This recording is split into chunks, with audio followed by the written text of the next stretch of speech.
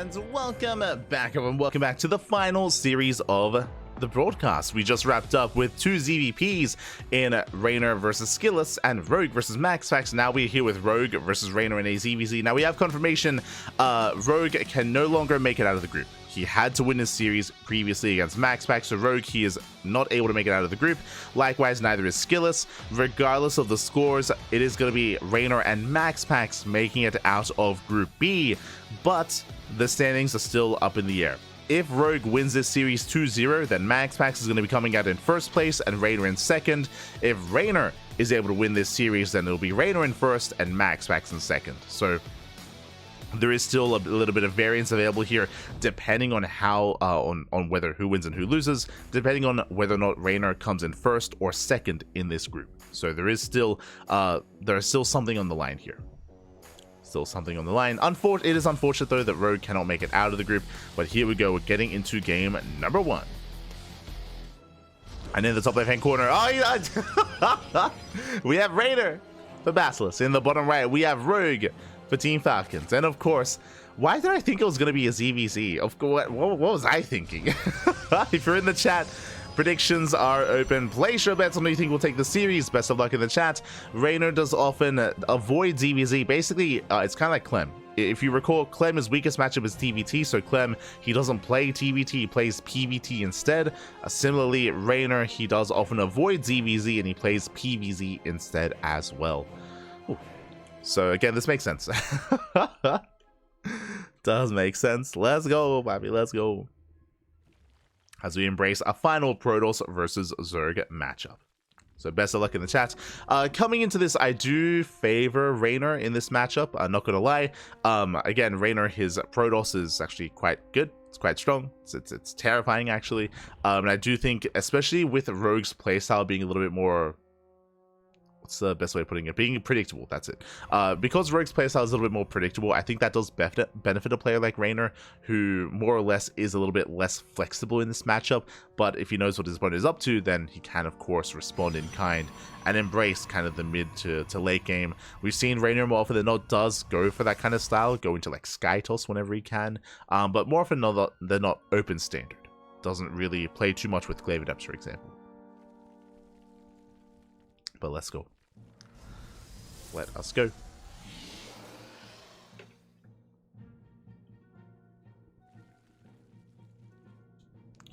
So we are going to be settling in. Once again, Stargate opener out of Reynor. Reynor Cook, yeah. Again, Reynor and Clem, they know if you want to win games, play Protoss, Pappy. Aye. Or I should say, avoid mirror matchups. Like, and it's understandable. Mirror matchups, they're very chaotic. They're very intense. There's sometimes some more coin flipping or gambling going on in mirror matchups as well. 100%. They both TVT and ZVZ and PvP as well. All three of them have that kind of X factor to them. So it is not uncommon for players to just avoid the mirror matchup. Not uncommon at all. Well, I mean, I say that we only have examples of Terrans and Protosses doing that. Terrans and Zerg players doing that. I don't think we have yet to experience a top Protoss player or Protoss player in general at the pro level that avoids PvP by off racing. But I think that's probably because PvP is, you could argue, a little more stable than the other mirror matchups. Especially nowadays, like in the current meta with the buff to the sentries, with the elimination of a lot of more chaotic openers and proxies. I think I would agree with that. Meanwhile, Void Ray opener out of Reynor. Let's go. Sorry, I should say Oracle into Void Ray. With this, Reynor is going to establish his third base, Void Ray is going to hunt down Overlords, and then Reynor can hide his follow-up tech. Now we'll see if Reynor goes into a Fleet Beacon or into a Twilight Council. What's it going to be?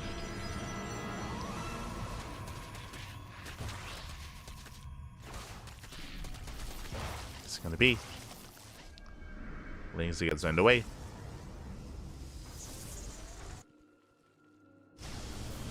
And we have the answer, Skytos. we were waiting, is it going to be Twilight Council, or if you remember I said Twilight Council or Fleet Beacon, it's going to be second Stargate, should be into Fleet Beacon as well. Ooh, I do like this though. Rogue going for pneumatized carapace. What does that mean? He's going for the German taxi. We're going for the German taxi. We're going for one big queen base all-in with Ling Roche's support.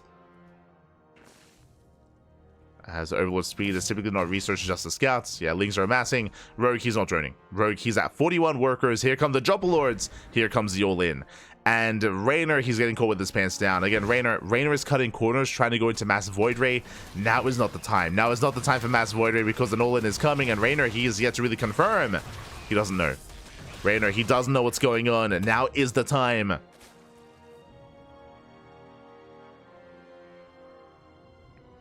Go. As Void Rays are not going to help. But like, their attack rate is too low, especially against Mass Ling like this. Honestly, Oracles might even be more effective in this kind of scenario. Especially with NG Overcharge, I think I'd agree with that. As Void Rays are on the way, Adepsa gets surrounded, and here comes Rogue to knock down that third base.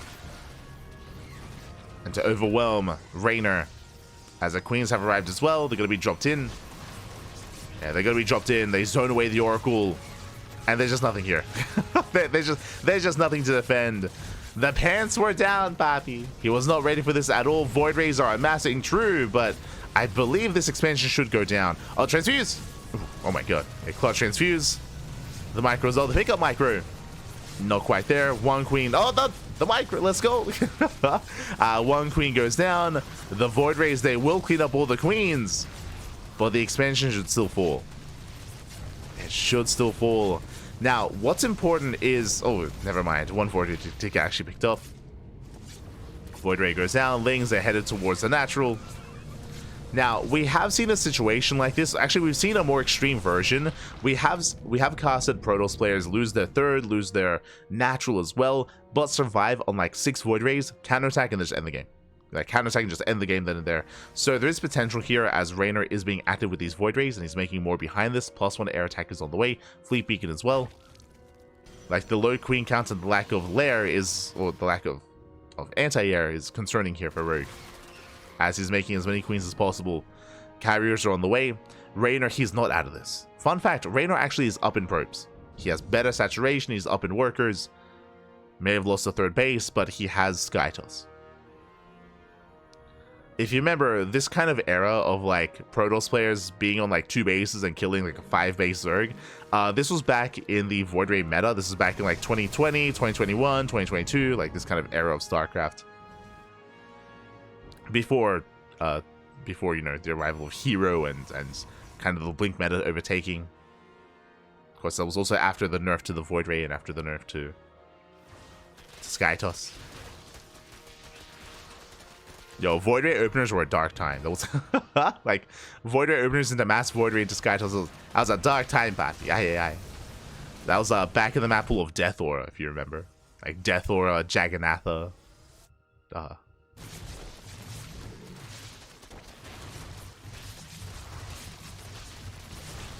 As you see the queen drop towards the left-hand side, going for the third. Lings, they crash into pure carrier.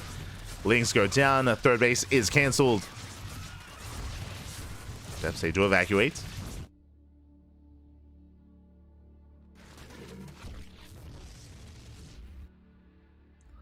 To evacuate, Spire is on the way. Now, until the Spire... Oh, God. Until the Spire comes out, these queens are the only anti-air. There's no creep. There's no creep. The queens are going down. No transfuse. Yeah, 2 queens do fall. 3 queens as well. Rogue is in trouble. Rogue is in trouble. He will lose every single queen here. And the question becomes, how many queens are there to defend back at home? How many queens are left? Lings, they counterattack these Lings. They have to force Reynor back home. If they don't, then Rogue may just lose his bases. Back at home, there's a full wall. There's Adepts. There's 1 carrier here to hold the line. The Lings, they're trying to break through that wall. Cybercore's under fire. Void Rays, they take down the 4th, but again, we're moving even further than that. How many queens? 5?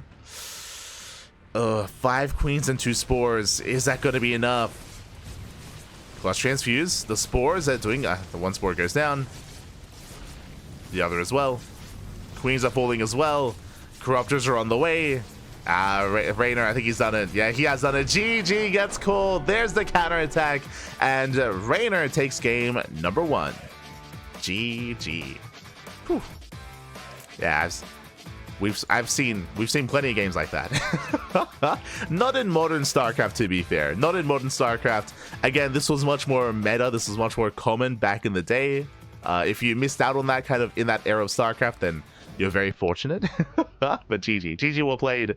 Ooh, Reynor does take game at number 1, and now we're getting ready here for game 2. Ooh, let's go. But again, basically, Rogue, he had to buy time for his corruptors. He had to buy time for the Spire, buy time for the corruptors. He had no anti-air. His only anti-air was Queens. And the moment that Rogue lost his Queens in the center of the map, I mean, that was game then and there. That was game then and there, as he had nothing left here to defend, nothing left to keep up with the 2 carrier 4, was it 4 or 5 Void Ray counterattack? GG. GG, well played. Ooh, now we're getting ready for game number 2. Getting ready for game 2.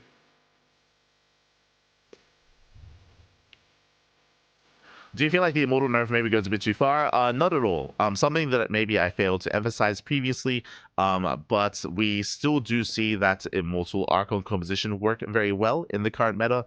I don't think the nerf to the Void Ray actually impacted that style too much. If you have been watching online weeklies as of late, especially amongst the European Protoss players, especially, less so the Korean ones. I think if you're looking at Korean Protoss's Creator still goes for that style as well. Has found a lot of success.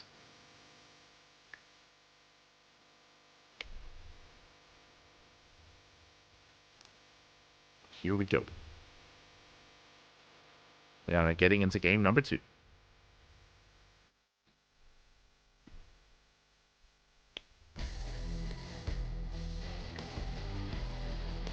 Getting into game 2 and spawning in the bottom right hand corner of Abyssal Reef, we have Reynor. And in the top left, we have Rogue for Team Falcons. Whew, here we go. Ooh, as we do have a bit of a pause. Hopefully everything's okay. Meanwhile, pool first. Is going to be a pool first opener out of Reynor.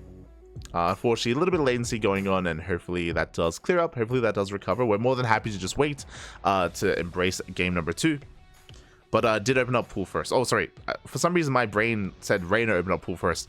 Rogue did.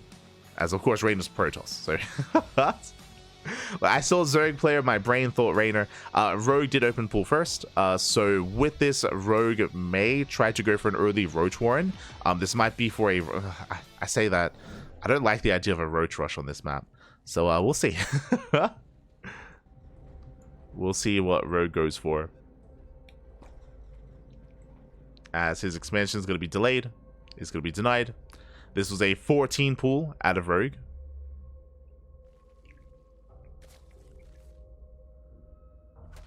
And he does move out with that drone.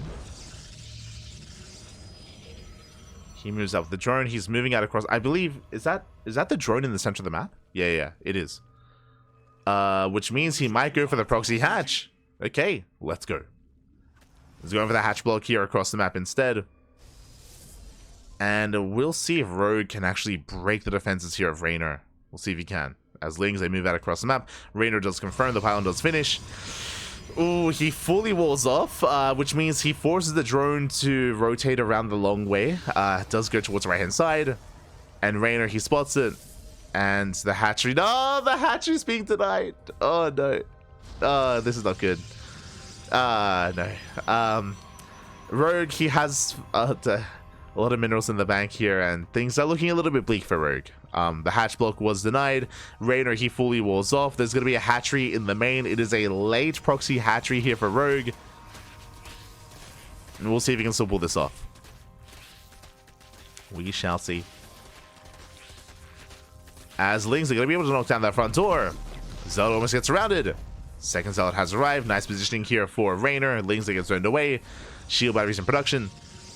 And Reynor, he could try to pull the boys with this, as the shield battery is going to be denied. It's a cancel. But he has a lot of time to work with. Again, that hatchery is so late. It's only just now halfway done. So there's no rush, really. There's no rush for Reynor. Just playing it safe. Forge on the way for cannons. Adept has arrived. Lings, they attempt to push into the natural, but again, Adept is in position. Oh, going for the surround. Rogue, he does get a surround here on the Adept. And the Adept is going to go down. Oh, the re-wall! No shot. The re-wall locks out all the Lings. The Sim City, papi. And Reynor, he shuts down the Lings. He does shut them down. He's holding. Is defending. Again, just really meticulous play there out of Reynor. The Tetris, the Sim City. It's crazy. He's now freely expanding. Likewise, once again, does fully wall off at the natural.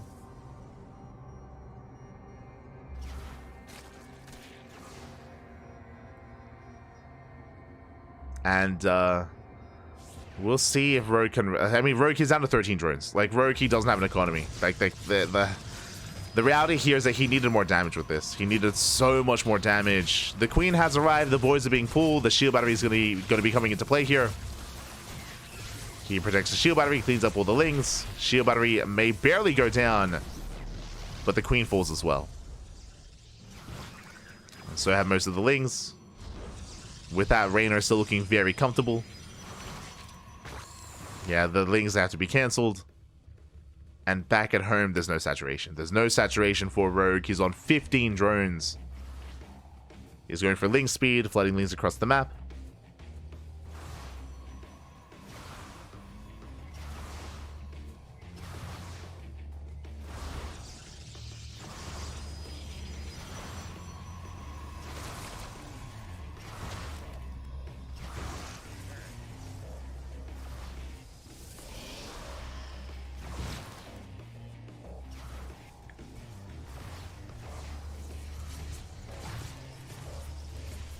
And Rogue could try to pull off like a Bane bust. At least that's like what's in my mind as like a potential possibility, but there's no Bailey Nest, right? There's no Bailey Nest. There's no gas. So it has to just be a Ling Flood. And we're just running out of steam. It's just kind of a slow death here for Rogue. Back at home, he's droning. This is a very sad sight. This is basically Rogue admitting that, yeah, it's not going to work. So like, what can I do? I guess I have to drone, but this droning is so late. It's just such late saturation here for Rogue. And from here, Reynor, he's miles ahead. He can tech, he can settle in. You could argue that when Reynor tries to take a third base, that's a moment where maybe Rogue can punish Reynor and maybe catch out Adepts and get a surround and punish Reynor and deny the third base. There is potential.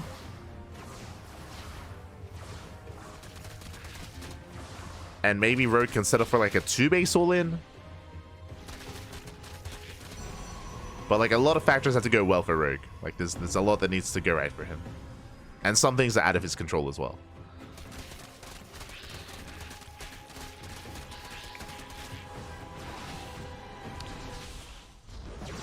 As from here, the Overlord is going to be hunted down.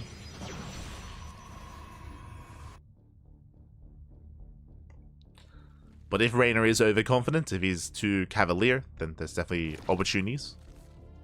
Definitely. Reynor, he scouts, he confirms there is a hatchery. There is a third. Checks the natural.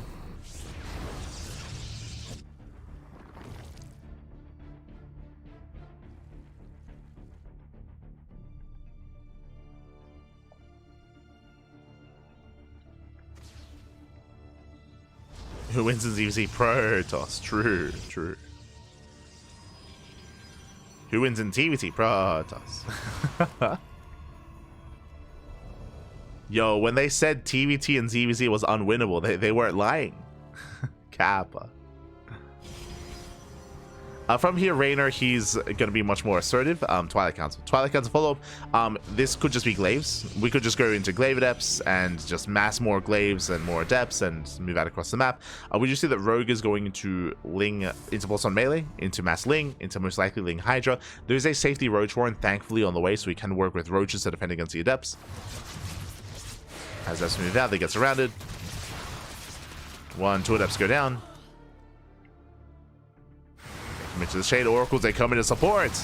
Yeah, the Lings are zoned away. The Queens get caught out as well. Ay, ay, ay. Reynor just picking Rogue apart here. He got a queen. He gets one. He's going to get two. Yeah, he'll take down 2 queens. He can just keep going from here. The Lings, they melt. They get roasted here against the Adept Oracle. Going for the final queen. And GG gets called. There's just too much to handle. And Reynor, he will take the series 2-0. And he will come out in first place in Group B. GG. GG. Well played, Reynor. He has done it. Again, Reynor, his Protoss is pretty good. his Protoss is pretty good. And is able to take down Rogue. And with that, first place. First place for Reynor. But who joins him in second? MaxPax. MaxPax is going to be coming out of Group B in second place. Both Rogue and Skillus are going to be knocked out of the tournaments. They had their own moments, had some good games, had some good matches, but alas, they will fall here in the group stage. And we have our top 2, our Zerg and our Protoss. Whew. Let's go. So that is going to be Group A and Group B in the books. And starting next week, we have Group C. Group C is going to be next week, and I'm sure we're going to be seeing a graphic with those players. You can see here the final standings, of course. Again, Reynor number 1, MaxPax number 2, Skills number 3, and Rogue number 4. Ooh, we have those players. Meanwhile, shout out to Slow Joe in the chat. God, baby God, thank you so much to Slow Joe for resubscribing for 4 months. Thank you. Thank you so much for the support. Thank you so much for resubscribing. We do appreciate it. Gracias, gracias. Thank you so much. As we just wrapped up. We just wrapped up the group. And this is next week's group. Group C. Who do we have? We have Maru, Hero, Gumiho, and Lancer. We have 2 Protosses and 2 Terrans. No Zergs in this group, just the Protoss and Terran group instead. Some killer players here in Maru and Hero and Gumiho. Lancer is going to be the dark horse. Lancer is a strong player in his own right. We have seen Lancer pop off against Korean Terrans and Protosses in the past, but usually in a shorter format in WTL best of 2s. In best of 2s, we've seen Lancer take down players like Hero, like Maru, like Bjorn, like Cure. Lancer can pop off, but in longer extended series, that is where I'm a little bit more concerned for him. So best of luck to Lancer, best of luck. Coming into this group as well, there's a lot of possibilities. There's a lot of possibilities here. Winding it back a little bit, I believe our predictions for this group were, as we do have to finalize this. I believe our predictions were, I think I was on the Gumiho hype train. I think I went Gumiho Hero. I was spiced. I think maybe both myself and Yako and Gumiho and Hero. It's hard to. It's gonna be close though. Like Maru, he's an amazing player himself. I think maybe Yako said Gumiho Maru. I think he said Gumiho Maru, and I think I went Gumiho Hero. But like it's a really brutal group. Like honestly, I feel like all 3 of them should be a part of the playoffs. Gumiho, Maru, and Hero. But there's only enough room for 2. Only enough room for 2. So best of luck. Best of luck to all those players. It's going to be a banger of a group. I do look forward to it. And tune in next week. Otherwise, thanks for watching. Thanks for watching. Our next broadcast is in 1 hour.